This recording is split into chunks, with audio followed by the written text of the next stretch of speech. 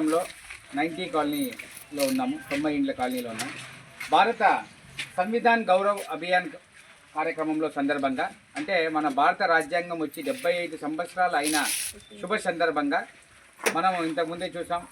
బాబాసాహెబ్ అంబేద్కర్ భారతరత్న వారి విగ్రహానికి పూలమాలలు వేయడం, అలాగే మన దళిత వాడల్లో సహపంక్తి భోజనాలు, అంటే అందరితో కలిసి కూర్చొని భోజనం చేసే కార్యక్రమాలు చేస్తున్నాం.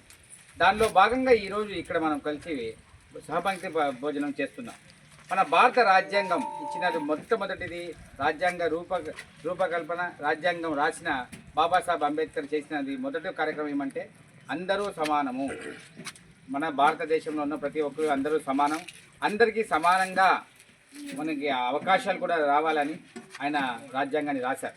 అదే సందర్భంగా మనం చూస్తే ఈరోజు భారతీయ జనతా పార్టీ కూడా బాబాసాహెబ్ అంబేద్కర్ గారికి సముచిత స్థానాన్ని ఇచ్చి వారికి 1990 సంవత్సరంలో భారతరత్న ఇచ్చింది కూడా అప్పట్లో ఉన్న వాజ్పేయి ప్రభుత్వం, భారతీయ జనతా పార్టీ ప్రభుత్వం, ఎన్డీఏ ప్రభుత్వాన్ని మీకు అందరికీ ఒకసారి గుర్తు చేస్తున్నాను.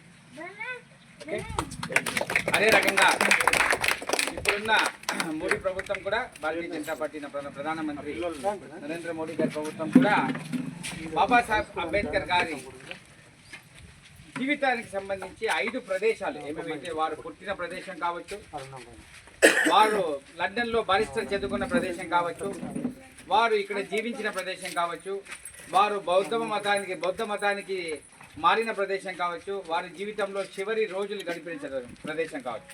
ఈ 5 ప్రదేశాలని పంచతీర్థ్ అని ఒక 5 పుణ్యక్షేత్రాలుగా గుర్తించి దాన్ని కూడా మనం ఈరోజు డెవలప్ చేస్తున్నాం. ఆ రకంగా సంవిధాన్, భారత రాజ్యాంగాన్ని రాసిన బాబాసాహెబ్ అంబేద్కర్ గారు రాసిన భారత రాజ్యాంగం 75వ సందర్భంగా 75 సంవత్సరాలు ముగిసిన సందర్భంగా వారిని గుర్తించుకుంటూ వారికి భారతరత్న ఇవ్వడం 1990లో అటల్ బిహారీ వాజ్పేయి ప్రభుత్వం.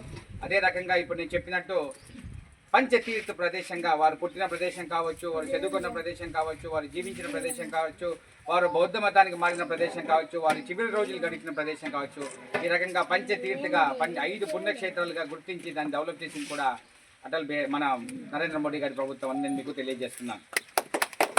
అదే రకంగా ఆయన ఏమైతే ఒక ఆశయాలు స్థాపించారో, సమాజ స్థాపన కావాలి, ప్రతి ఒక్కరికి అవకాశాలు దొరకాలని, ఆ రకంగా ఈరోజు మనం చేస్తే మేక్ ఇన్ ఇండియా అనే కార్యక్రమంలో కూడా, అంటే భారతదేశంలోనే వస్తువుల తయారీ కావాలి అని ఒక కార్యక్రమంలో కూడా మన దళిత సోదరులు సోదరిమణులకు ఎక్కువగా లోన్లు వచ్చేటట్టు చేయడం. ఈరోజు మనము చూస్తున్నాం భారతదేశంలో ఇప్పుడు 10 కోట్ల మంది దాకా మనకు ఇండ్లు ఇచ్చినారు. దానిలో కూడా ఎక్కువ మందికి లబ్ధిదారులు మన దళిత సోదరులే. అదే రకంగా గ్యాస్ సిలిండర్లు, ఫస్ట్ టైం గ్యాస్ సిలిండర్లు ఇవ్వడం కానీ, ఈ రకంగా ఏ కార్యక్రమం చూసినా కూడా అందరికీ సమానంగా మనకు అవకాశాలు దొరకాలని మనం చేస్తున్నాము. ఈ సందర్భంగా ఈ 75 సంవత్సరాలు అయిన సందర్భంగా, రాజ్యాంగం వచ్చిన సందర్భంగా దళిత వాడల్లో సహపంక్తి భోజనాలు, అందరితో కలిసి భోజనాల కార్యక్రమం కూడా ఇక్కడ మనం ఏర్పాటు చేసాం. కాబట్టి అందరు కలిసి కూర్చొని భోజనం చేద్దాం.